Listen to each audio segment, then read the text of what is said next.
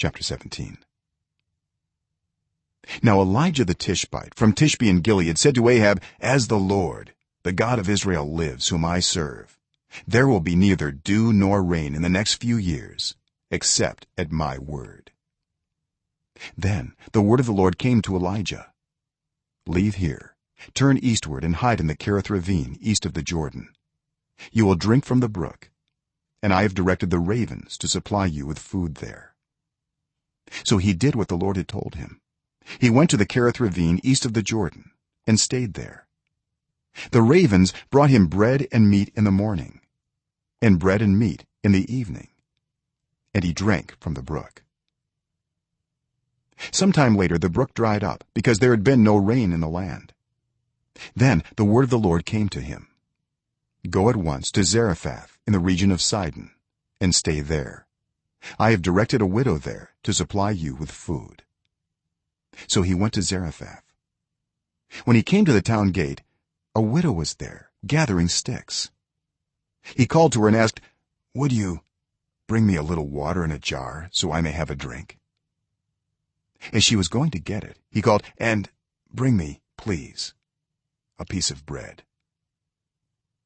"As surely as the Lord your God lives," she replied, "I don't have any bread, only a handful of flour in a jar and a little olive oil in a jug.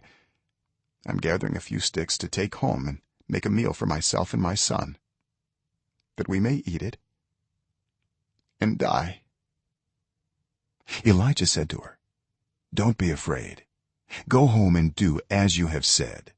But first make a small loaf of bread for me from what you have and bring it to me. And then make something for yourself and your son.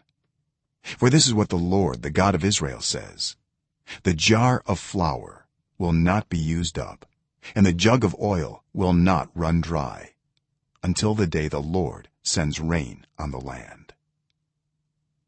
She went away and did as Elijah had told her. So there was food every day for Elijah and for the woman and her family. For the jar of flour was not used up, and the jug of oil did not run dry, in keeping with the word of the Lord spoken by Elijah. Sometime later the son of the woman who owned the house became ill. He grew worse and worse, and finally stopped breathing. She said to Elijah, "What do you have against me, man of God?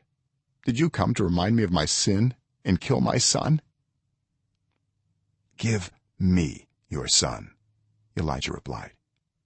He took him from her arms, carried him to the upper room where he was staying, and laid him on his bed. Then he cried out to the Lord, "Lord, my God, have you brought tragedy even on this widow I am staying with, by causing her son to die?" Then he stretched himself out on the boy 3 times and cried out to the Lord, "Lord, my God, let this boy's life return to him."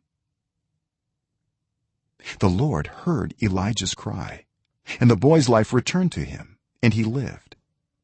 Elijah picked up the child and carried him down from the room into the house. He gave him to his mother and said, "Look, your son is alive." Then the woman said to Elijah, "Now I know that you are a man of God, and that the word of the Lord from your mouth is the truth."